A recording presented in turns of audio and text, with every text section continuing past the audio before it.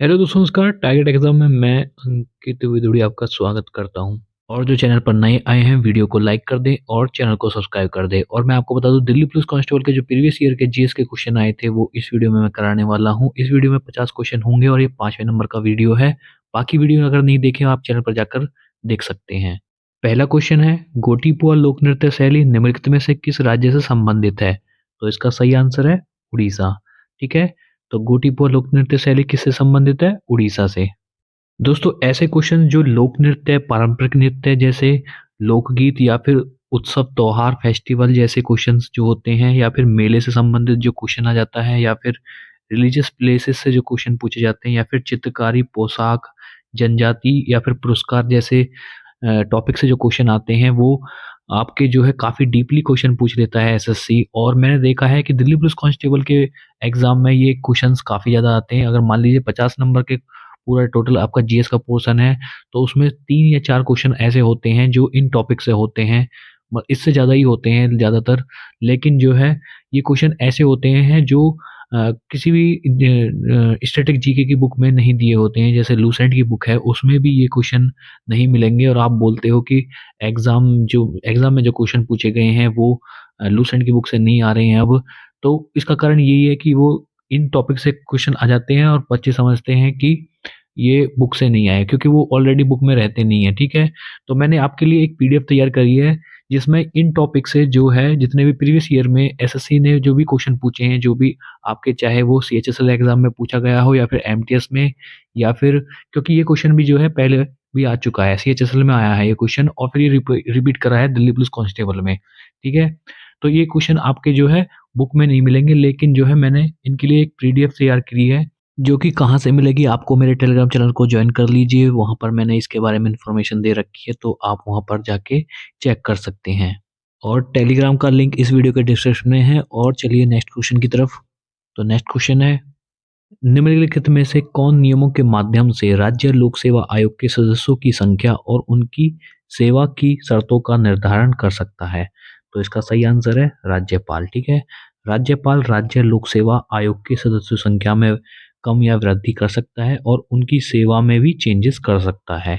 और क्वेश्चन अगर आ जाए संघ लोक सेवा आयोग के सदस्यों की संख्याओं में कम वृद्धि चेंजेस कर सकता है, तो उसका आंसर होगा राष्ट्रपति। ठीक है, संघ लोक सेवा आयोग के लिए राष्ट्रपति और राज्य लोक सेवा आयोग के लिए राज्यपाल आंसर रहेगा। ठीक है, इसके अलावा आपको पता होना चाहिए कि इसका संघ लोक सेवा आयोग का जो है गठन कब हुआ था, लोक सेवा आयोग का गठन कब हुआ था, तो वो हुआ था आपका 1926 में। ठीक है, 1926 में लोक सेवा आयोग का गठन हुआ था। ठीक है, और इसके अलावा आपको पता होना चाहिए कि संघ लोक सेवा आयोग के अध्यक्ष और सदस्यों की नियुक्ति कौन करता है? राष्ट्रपति ही। ठीक है, क्वेश्चन है, निम्नलिखित प्रसिद्ध चित्रकारों या फिर पेंटर्स में से किसने भारत में 20वीं शताब्दी के सबसे बेहतरीन भवनों में से एक बेल्जियम दूतावास के वास्तुकार के रूप में भी काम किया है? तो बेल्जियम दूतावास अगर इस चित्र में आप देखोगे तो ये नई दिल्ली में बेल्जियम दूतावास, ठीक है और इसकी आर्किटेक्चरी किसने की है? सतीश गुजराल ने। ठीक है, इसके वास्तुकार कौन है? सतीश गुजराल। निम्नलिखित में से किस राजा ने एक चांदी का सिक्का जारी किया था जिसे 16वीं शताब्दी में रुपया कहा गया था? तो दोस्तों इसका सही आंसर है शेरशाह सूरी। शेरशाह सूरी ने एक चांदी का सिक्का चलाया था जिसका नाम दिया था उन्होंने रुपया। ठीक है, तो रुपया एक चांदी का सिक्का था जो कि शेरशाह सूरी ने सबसे पहले चलाया था। इसके अलावा आपको पता होना चाहिए कि शेरशाह सूरी के बचपन का नाम क्या था? फरीद खान। ठीक है, और कबूलियत और पट्टा प्रथा की शुरुआत किसने की थी? शेरशाह सूरी ने ही। और उत्तर भारत में जीटी रोड का सबसे पहला निर्माण किसने करवाया था? शेरशाह सूरी ने ही। ठीक है, जीटी रोड का भी निर्माण किसने करवाया था सबसे पहले भारत में? बात करूं मैं शेरशाह सूरी के शासनकाल की तो वो रहा था 1540 से लेके 1545 तक। और बात करूं मैं 1540 से पहले की तो इसका एक युद्ध हुआ था, चौसा का युद्ध, जो कि 1539 में हुआ था, जो कि हुमायूं के साथ हुआ था और हुमायूं हार गया था और शेरशाह सूरी जीत गया था। फिर एक और युद्ध हुआ था बिलग्राम का युद्ध, जो कि कन्नौज का युद्ध भी कहा जाता है, जो कि 1540 में ही हुआ था। और इसमें जो है फिर से हुमायूं हार गया था और शेरशाह सूरी जीत गया था और इसने आगरा और दिल्ली पर कब्जा कर लिया था और दिल्ली की गद्दी पर बैठ गया था। नेक्स्ट क्वेश्चन है, बच्चे को दूध पिलाने वाली माताओं के दूध में निम्नलिखित में से कौन सा हार्मोन पाया जा सकता है? तो इसका सही आंसर है प्रोजेस्टेरोन हार्मोन। ठीक है, प्रोजेस्टेरोन हार्मोन बच्चे बच्चे को दूध पिलाने वाली माताओं के दूध में भी पाया जा सकता है। और इसके अलावा एक और हार्मोन है लैक्टोजेनिक हार्मोन, वो भी बच्चों के दूध में पिलाने वाली माताओं के दूध में पाया जा सकता है। ठीक, नेक्स्ट है निम्नलिखित में से किस तंतु फाइबर को कृत्रिम रेशम भी कहा जाता है? तो कृत्रिम रेशम यहाँ पे सिंथेटिक सिल्क है, तो रेयन को जो है सिंथेटिक सिल्क भी कहा जाता है। इसके अलावा आपको ये जो चारों एग्जाम्पल है ये जो है सिंथेटिक फाइबर के एग्जाम्पल हैं, यानी मानव निर्मित फाइबर। ठीक है, मानव निर्मित तंतु हैं। ठीक है, और इनमें से जो है सिंथेटिक सिल्क किसको कहा जाता है? रायन को। नेक्स्ट क्वेश्चन है भारत की आकस्मिकता निधि का संरक्षण कौन होता है? तो इसका सही आंसर है राष्ट्रपति। ठीक है, राष्ट्रपति जो है आकस्मिक निधि का संरक्षक होता है। तो ये जो है संविधान के अनुच्छेद 267 में दिया गया है कि संसद को एक निधि स्थापित करने की शक्ति दी गई है। इस निधि को भारत की आकस्मिक निधि कहा जाता है।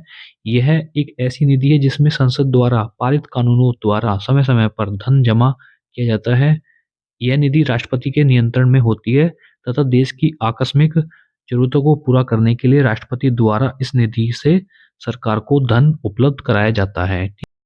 वाष्पीकरण की प्रक्रिया के बारे में निम्नलिखित में से कौन सा कथन सही है?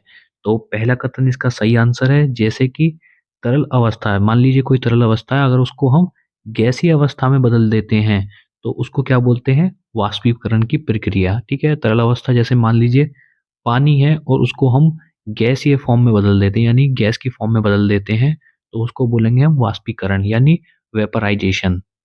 नेक्स्ट क्वेश्चन है आमिर खुसरो एक शाही कवि थे, वे निम्नलिखित में से किस सूफी हजरत के शिष्य थे? तो इसका सही आंसर है सैयद मोहम्मद निजामुद्दीन औलिया। मोहम्मद निजामुद्दीन औलिया के शिष्य कौन थे? आमिर खुसरो। और आपको पता होना चाहिए कि तबला और सितार का निर्माण किसने किया था? आमिर खुसरो ने ही किया था। और आपको पता होना चाहिए कि भारत का तोता या फिर तोता ए हिंद आमिर खुसरो को कहा गया था। ठीक है, और आपको पता होना चाहिए कि आमिर खुसरो जो थे वो उन्होंने अपनी ज़िंदगी में 8 सुल्तानों को देखा था, जिनमें से अलाउद्दीन खिलजी भी थे। वो अलाउद्दीन खिलजी के जो है दरबार में कवि थे और विद्वान भी थे। नेक्स्ट है भारतीय संविधान के निम्नलिखित अनुच्छेदों में से कौन सा अनुच्छेद संसद को जनहित में आवश्यकता अनुसार 2 राज्यों या भारतीय क्षेत्र के किन्हीं भी भागों के बीच व्यापार, वाणिज्य, पारस्परिक व्यवहार पर प्रतिबंध आरोपित करने का अधिकार देता है? तो इसका सही आंसर है अनुच्छेद 302। नेक्स्ट है भारत में हर साल राष्ट्रीय खेल दिवस कब मनाया जाता है? तो वो मनाया जाता है 29 अगस्त को। ठीक है, हर साल भारत में 29 अगस्त को राष्ट्रीय खेल दिवस मनाया जाता है, जो कि हॉकी प्लेयर मेजर ध्यानचंद की जयंती पर मनाया जाता है।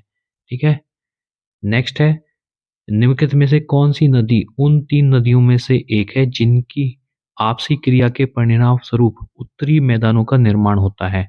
तो उन 3 नदियों में से एक है ब्रह्मपुत्र नदी। ठीक है, इसके अलावा जो है सिंधु नदी है और एक गंगा नदी है। नेक्स्ट है आजीलामू निम्नलिखित में से किस राज्य का एक महत्वपूर्ण लोक नृत्य है? तो ये है अरुणाचल प्रदेश का। ठीक है, आजीलामू कहाँ का लोक नृत्य है? अरुणाचल प्रदेश का। क्वेश्चन है प्रोटियम, ड्यूटेरियम और ट्रिटियम क्या है? तो ये आपको बता दूं समस्थानिक हैं, आइसोटोप्स हैं, किसके हैं? हाइड्रोजन के हैं। प्रोटियम, ड्यूटेरियम और ट्रिटियम किसके आइसोटोप्स हैं? हाइड्रोजन के। और आइसोटोप्स होता क्या है मैं आपको बता देता हूँ।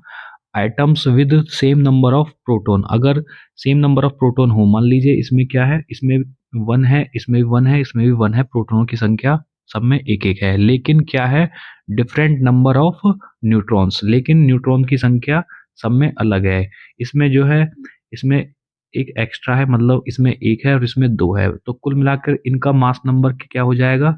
इसका 1 हो जाएगा, इसका 2 हो जाएगा और इसका 3 हो जाएगा, क्योंकि मास नंबर क्या होता है, मास नंबर अगर बताएं पता चले तो क्या होता है, वो प्रोटॉन प्लस न्यूट्रॉन की संख्या का होता है। ठीक है, तो इसमें तो प्रोटॉन की संख्या 1 है तो इसका मास नंबर 1 है, और इस वाले में जो है प्रोटॉन और न्यूट्रॉन की संख्या 2 है, यानी प्रोटॉन 1 है और न्यूट्रॉन 1 है, यानी 2 हो गया मास नंबर।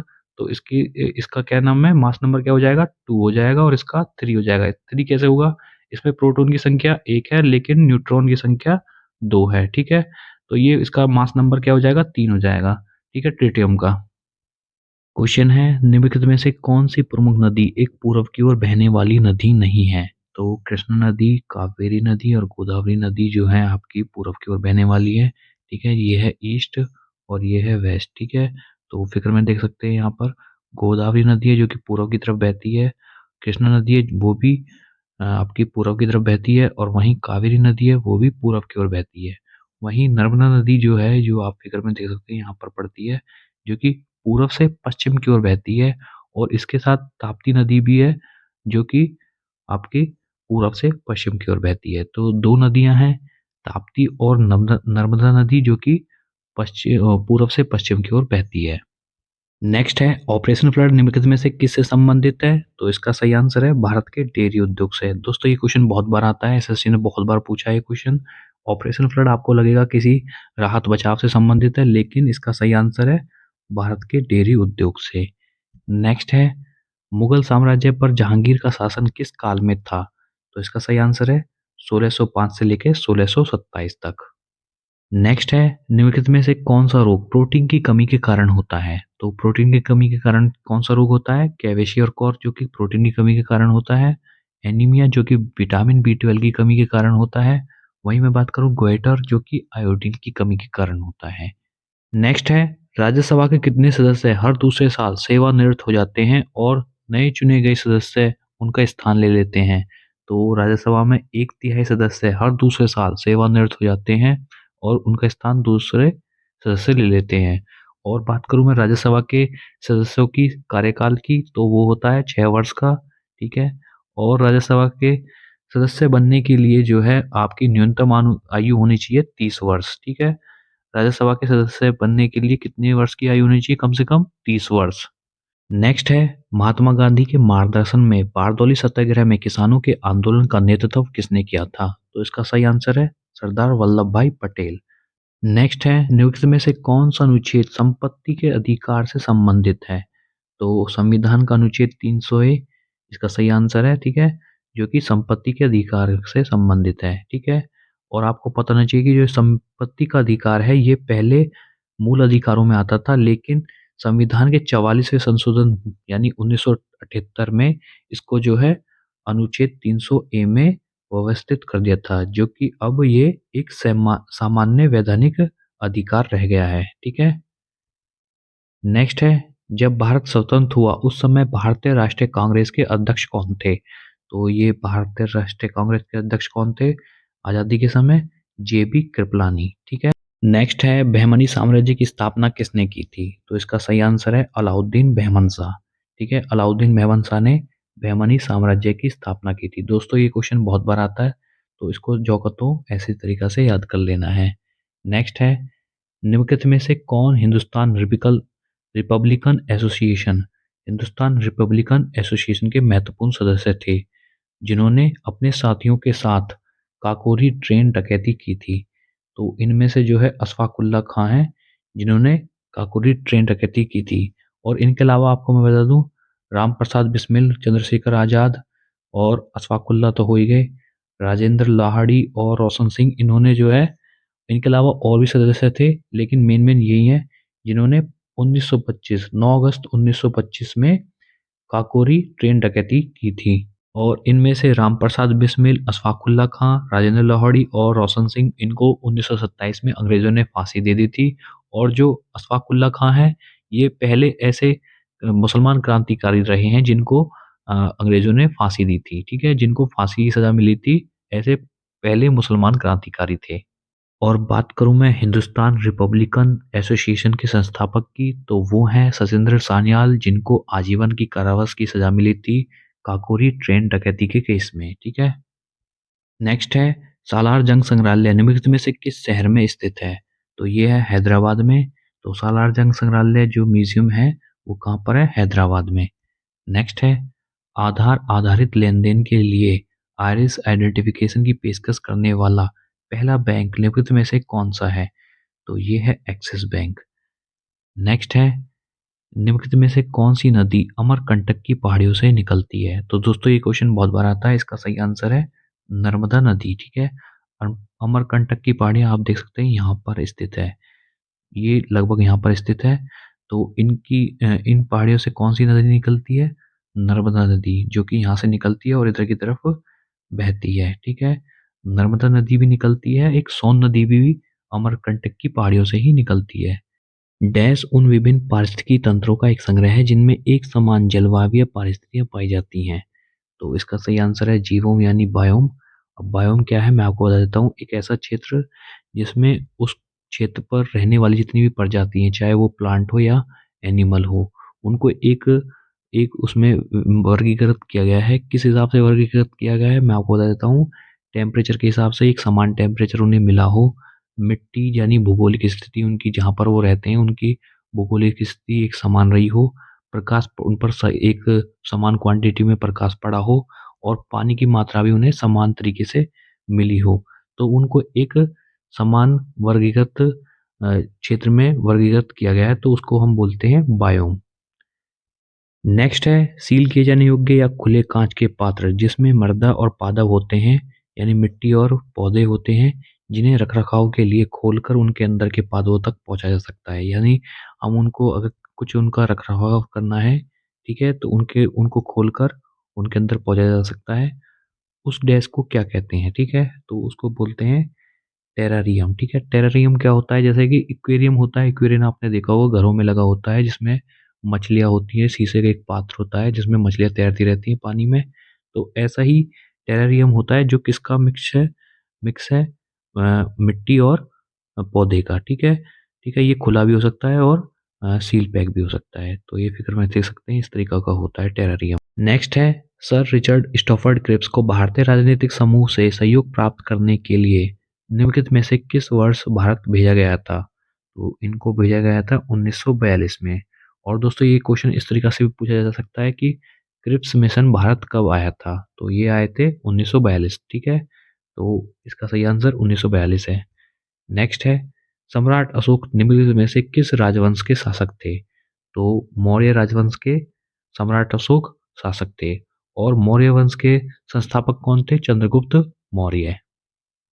और अशोक से संबंधित जो महत्वपूर्ण क्वेश्चन है जो आते हैं ज्यादातर एग्जाम में कि अशोक के अभिलेखों को सर्वप्रथम किसने खोजा। तो इन्होंने खोजा पी फैन थिलर ने। ठीक है, अशोक के अभिलेखों को सर्वप्रथम किसने पढ़ा, जेम्स प्रिट्सेप ने। ठीक है, 1837 में। और अशोक के अभिलेख किस भाषा में थे, तो वो थे प्राकृत भाषा में। ठीक है, और अशोक के अभिलेखों की लिपि क्या थी, तो वो थी ब्राह्मी, खरोष्टी, आर्माइक और ग्रीक लिपि। नेक्स्ट है अनुच्छेद 32 भारतीय संविधान के किस भाग से संबंध रखता है। तो इसका सही आंसर है भाग 3। वहीं मैं बात करूं भाग 3 की, तो भाग 3 में आते हैं मौलिक अधिकार जो कि अनुच्छेद अनुच्छेद 12 से 35 हैं। ठीक है, अनुच्छेद 12 से 35 तक मौलिक अधिकार आते हैं। वहीं मैं बात करूं अनुच्छेद 32 की, तो अनुच्छेद 32 के अंतर्गत आता है संवैधानिक उपचारों का अधिकार। ठीक है, यह एक मौलिक अधिकार है जो भारत के प्रत्येक नागरिक को संविधान द्वारा मान्यता प्राप्त अन्य मौलिक अधिकारों को लागू करने के लिए सर्वोच्च न्यायालय के समक्ष याचिका दायर करने का अधिकार देता है। ठीक है, मान लीजिए किसी के साथ उसके मौलिक अधिकारों का हनन होता है तो वो सीधे सर्वोच्च न्यायालय जा सकता है, वहां पर रिट जारी कर सकता है। नेक्स्ट है निम्नलिखित में से किस वर्ष भारतीय राष्ट्रीय कांग्रेस के लाहौर अधिवेशन में जवाहरलाल नेहरू का अध्यक्ष के रूप में चयन किया गया था। तो 1929 इसका सही आंसर है। ठीक है, 1929 के भारतीय राष्ट्रीय कांग्रेस के लाहौर अधिवेशन जो कि लाहौर में हुआ था, ठीक है, उसमें किसको अध्यक्ष के पद पर चुना गया था, जवाहरलाल नेहरू। ठीक है, और इसी अधिवेशन में जो है पूर्ण स्वराज की मांग की गई थी पहली बार। नेक्स्ट है निम्नलिखित में से किस तत्व की विषाक्तता के कारण इटाई रोग होता है। तो इसका सही आंसर है कैडमियम। ठीक है, कैडमियम के कारण ही इटाई रोग होता है। निम्नलिखित में से किस अनुच्छेद के अनुसार भारत के सर्वोच्च न्यायालय के पास संसद द्वारा दिए गए किसी भी निर्णय या आदेश की समीक्षा करने का अधिकार होता है। तो इसका सही आंसर है अनुच्छेद 137। ठीक है, अनुच्छेद 137 के तहत भारत के सर्वोच्च न्यायालय के पास संसद द्वारा दिए गए किसी भी निर्णय या आदेश की समीक्षा करने का अधिकार होता है। नेक्स्ट है ब्रह्मांड में पाई जाने वाली सबसे प्रचुर और सबसे हल्की गैस निम्नलिखित में से कौन सी है। तो वो है हाइड्रोजन। ठीक है, हाइड्रोजन सबसे ज्यादा पाई जाता है यूनिवर्स में, पूरे ब्रह्मांड में। ठीक है, और ये सबसे हल्की गैस होती है। ठीक है, नेक्स्ट है मैरी कॉम 2014 के एशियाई खेलों में स्वर्ण पदक जीतने वाली प्रथम भारतीय महिला थी। वह निम्नलिखित में से किस किस खेल में भारत का प्रतिनिधित्व करती हैं। तो आपको पता होगा मैरी कॉम जो कि मुक्केबाजी का मुक्केबाजी से संबंधित है, वो बॉक्सिंग करती हैं, ठीक है। नेक्स्ट है उष्णकटिबंधीय वर्षा के कारण होने वाली तीव्र अपरदन यानी लीचिंग के कारण निम्नलिखित में से कौन सी प्रकार की मृदा की उर्वरता कम हो जाती है। तो लेटराइट मिट्टी की उर्वरता कम हो जाती है जब उष्णकटिबंधीय वर्षा होती है और उसमें जो है मिट्टी का अपरदन होता है, मतलब मिट्टी जो है धस जाती है, ठीक है, खिसक जाती है, तो उसमें जो है लेटराइट मिट्टी की जो है उर्वरता कम हो जाती है। नेक्स्ट है दूधगंगा नदी निम्नलिखित में से किस नदी की सहायक नदी है। तो ये है कृष्णा की नदी, ठीक है। कृष्णा नदी की दूधगंगा नदी एक सहायक नदी है, ठीक है। ये क्वेश्चन बहुत बार आता है। नेक्स्ट है विशु निम्नलिखित में से किस राज्य के प्रसिद्ध त्योहारों में से एक है। तो ये केरल का एक त्योहार है, ठीक है, विशु। नेक्स्ट है बेस्ट कॉस्ट्यूम डिजाइन श्रेणी में ऑस्कर पुरस्कार जीतने वाले प्रथम भारतीय व्यक्तित्व निम्नलिखित में से कौन थी या थे, ठीक है। तो भानुमति इसका सही आंसर है, ठीक है। इन्होंने ऑस्कर अवार्ड जीता है किस कैटेगरी में, बेस्ट कॉस्ट्यूम डिजाइन में, ठीक है, ठीक है। गांधी मूवी आई थी, उसका जो है बेस्ट कॉस्ट्यूम डिजाइन की कैटेगरी में इन्होंने ऑस्कर अवार्ड जीता था। नेक्स्ट है सांची स्मारक सर्वोत्तम तरीके से संरक्षित भारतीय बौद्ध स्तूपों में से एक है। यह स्मारक निम्नलिखित में से किस राज्य में स्थित है। तो मैंने आपको बताया था ये क्वेश्चन का आंसर, तो ये है मध्य प्रदेश में, ठीक है। सांची का स्तूप कहाँ पर है, मध्य प्रदेश में है, जो कि एक बौद्ध स्तूप है।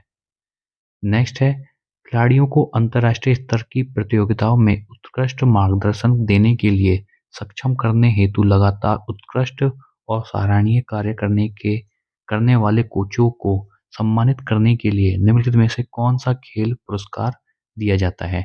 तो कोचों को जो कोच होते हैं, जो गुरु होते हैं खिलाड़ियों के, उनको कौन सा अवार्ड दिया जाता है। तो उनको दिया जाता है द्रोणाचार्य अवार्ड। नेक्स्ट है डैश कुल जमाओ यानी डिपॉजिट का वह निश्चित प्रतिशत होता है जो बैंकों को केंद्रीय बैंकों के पास रखना होता है। तो जो भी बैंक है वो केंद्रीय बैंकों के पास रखना होता है, जैसे आरबीआई के पास जो है, जो जितने भी बैंक है उनको एक अमाउंट रखना होता है, ठीक है। और उस अमाउंट को क्या बोलते हैं, उस अमाउंट को बोलते हैं कैश रिजर्व रेशियो, ठीक है। नेक्स्ट क्वेश्चन है रानी लक्ष्मीबाई ने ब्रिटिश औपनिवेशिक शासकों के साथ लड़ाई करते हुए निम्नलिखित में से किस वर्ष वीरगति प्राप्त की थी। तो इसका सही आंसर है 1858, ठीक है। आप इस तरीके से याद कर सकते हैं, 1857 के एक साल बाद 1858 में रानी लक्ष्मीबाई को वीरगति प्राप्त हुई थी। नेक्स्ट है निम्नलिखित में से किस प्रकार के बाजारों में खरीदार और विक्रेता जो मुख्य रूप से व्यक्ति और संस्थान होते हैं वित्तीय प्रतिभूति जैसे बॉन्ड और स्टॉक का व्यापार करते हैं। तो इसका सही आंसर है पूंजी बाजार। तो पूंजी बाजार में स्टॉक और बॉन्ड का व्यापार होता है, ठीक है। नेक्स्ट है निम्नलिखित में से राजवंशों में से किसके शासन काल के दौरान गोलकुंडा के किले का निर्माण किया गया था। तो इसका सही आंसर है काकतीय, ठीक है। काकतीय एक दक्षिण भारत के जो है शासक थे जिन्होंने गोलकुंडा किले का निर्माण शुरू करवाया था, ठीक है, निर्माण करवाया था। नेक्स्ट क्वेश्चन है दक्षिण भारत की सबसे ऊंची चोटी निम्नलिखित में से कौन सी है। तो इसका सही आंसर है अनामुडी, ठीक है। अनामुडी जो है दक्षिण भारत की सबसे ऊंचा पर्वत है, यानी वो सबसे ऊंची चोटी है, ठीक है। नेक्स्ट है थिरुमलाई नायकर महल निम्नलिखित में से किस शहर में स्थित है। तो इसका सही आंसर है मदुरई, ठीक है। मदुरई में थिरुमलाई नायकर महल स्थित है। लास्ट क्वेश्चन है वित्त विधेयक केवल डैश में प्रस्तुत किया जा सकता है। तो लोकसभा में सिर्फ वित्त विधेयक पेश किया जा सकता है, ठीक है। वित्त विधेयक केवल लोकसभा में ही पेश किया जा सकता है। और दोस्तों वीडियो अच्छी लगे तो लाइक कर दें और चैनल को सब्सक्राइब कर दें। Thank you.